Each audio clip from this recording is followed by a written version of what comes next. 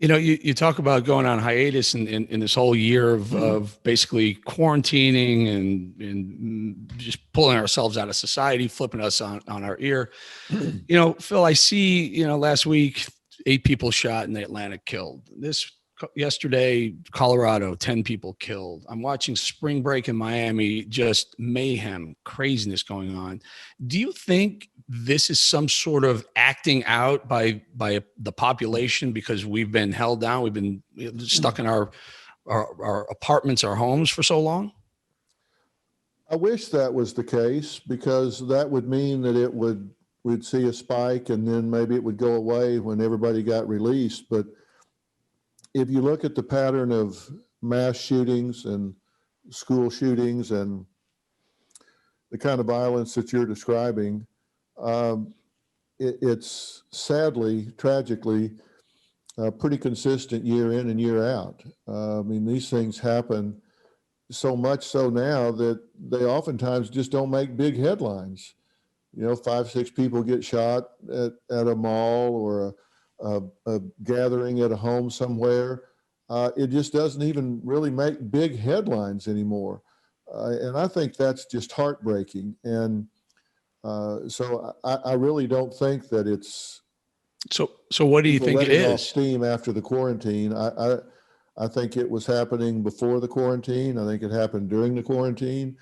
I think it was just a little bit less while everybody was locked away because there wasn't such a target-rich environment. So what's happening? What's happening in American society right now that we're killing as many of our own people as we are? I think it's a lot of frustration, and I think people are, really, really hurting. And I think there's always, from my standpoint, I look at it from a psychological standpoint, and I think every time you catch a shooter or you look at the background of the shooter, you almost always find out that person felt marginalized in some way. They felt they didn't fit in. They felt rejected. When you look at the research, it's not uncommon that they had suffered a loss from a loved one fairly recently before it took place, that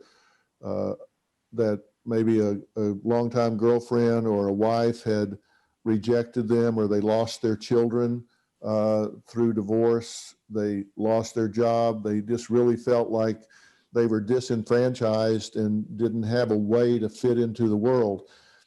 The number one need of all people is acceptance, belongingness. You feel like you belong, that you're wanted, that you're part of something. And the number one fear is rejection or failure, and those are the same thing to me. If you open a business and you fail, you've been rejected by the world. They don't want what you have to offer.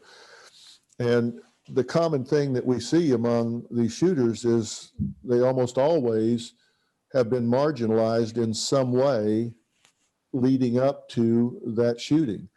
And when that happens, and they don't have a way to express themselves or a way to get back into their lives. And of course, that's a post hoc analysis. And let me tell you what I mean when I say that, because it's a big frustration to me. Not everybody that's marginalized and loses their place in the world is a shooter, but most shooters are marginalized. So it's not like you can predict it before it happens. You just come in after the fact and observe that was the case. Because they ask you, why don't we pick these things out psychologically? Why don't we have a test where we can say this person's going to be a mass killer or serial killer or a mass killer? We just don't have the devices to do that with. We just don't. We can't screen people for firearms or something with those tests because we just don't have that good a test. Phil, so I'm watching the aftermath of the Atlanta shooting where 8 people are dead. 6 of them were Asian Americans who were killed. And immediately the knee-jerk reaction was, well, this was it was a hate crime, right? There was some real smart people in the past week or so since this happened who pointed out that this was more likely a crime against sex workers than it was against specifically Asian people. what do you think there's a difference, right? There's a distinction there. Shouldn't we talk about this? Was it a hate crime in your opinion? Do you think it was a crime against people? And apparently the young man who did this was very angry about him being tempted by these massage parlors. Right. And I think as time goes, as time passes, I think the details of that will unfold, and there will be a psychological trail that will tell you whether this was him being tempted by these people. And then you'll find out, was he particularly tempted by Asian sex workers, or was it sex workers in general? And you will find that out, because when you start unpacking his history, there will be, you'll find a trail. He'll have written something, there'll be drawings, he'll have talked to other people, and you'll be able to find out. And I think people need to kind of slow the roll and find out exactly what was going on. And of course, to the families, the loss is just as tragic, whatever the reason he did it for, whether it was one or the other. But I think when you start to do a psychological autopsy on someone that's committed that kind of a crime, there's always a pattern. There's always a trail that tells you why they did what they did. Mm-hmm. One more quick one. I'll let Brett jump in here, but moving to the Colorado shooting, again, Phil, it was an AR-15 that was used, and immediately there are a lot of verified blue check marks on Twitter that was saying this guy must be white, because this is the gun that's been used by, as you point out, disenfranchised white men who shoot a lot of places up and have in history. I guess in their defense, that has happened quite a bit. It turns out, allegedly, or according to the name, or some accounts are that he has a Muslim name, and he's likely not a white guy with an AR-15. Are we jumping to conclusions? You said slow your roll. Should we all just take a deep breath and slow our roll? We're in a 30-minute news cycle these days, Eric. You know that because you've been so prominent in the news gathering and reporting machine. And because we're in a 30-minute news cycle, it changes, and people are wanting to get the scoop, wanting to get the information, and wanting to get it out there. And so there is no due process in news. They just want to get the next piece of information out there before somebody else does. And I think that drives law enforcement crazy.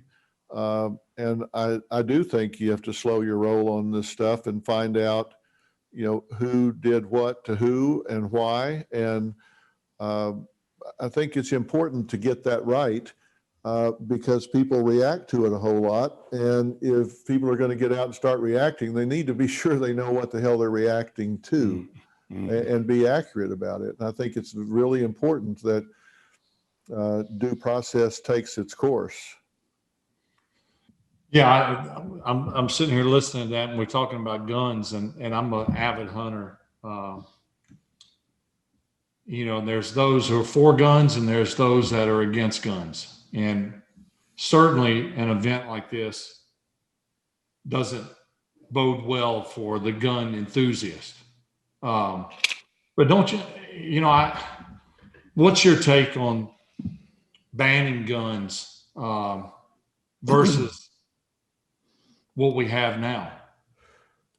Well, my theory and my fear is, I look at people walking around with AR-15s, fully automatic weapons, and I can't think of a good reason that people need to have a fully automatic assault rifle in Denver or Cleveland or just walking around the city. It doesn't make sense to me. But I think if we do away with the Second Amendment, I think what you're going to do is take away guns from all the law-abiding citizens. And the only people that are going to have them then are the criminals. because they're not, the criminals aren't going to say, oh, it's against the law to have a gun now, I'll go turn mine in. They're the last ones that are going to give their guns up. So I doubt they bought it in Bass Pro answer. Shops. What's that? And I doubt that they went to Bass Pro Shops and bought their gun. Hardly. I hardly think they went in there and signed up all the stuff and took their picture and all that. So I do worry about, we're going to disarm the good guys and leave the bad guys with the guns. But I don't think there's an easy answer. That's what I was talking about before. People have asked me, shouldn't you psychologically screen these people? What about the psychotics? Well, interestingly enough, that population is not a particularly violent population. The psychological profiles on those people, they're not particularly violent. So it just doesn't predict. But I think it's a very slippery slope if you start doing away with the Second Amendment. Very uncomfortable. I agree. Selfishly, I think they should take away everybody's guns but mine. Let me keep mine. Everybody else turn theirs in.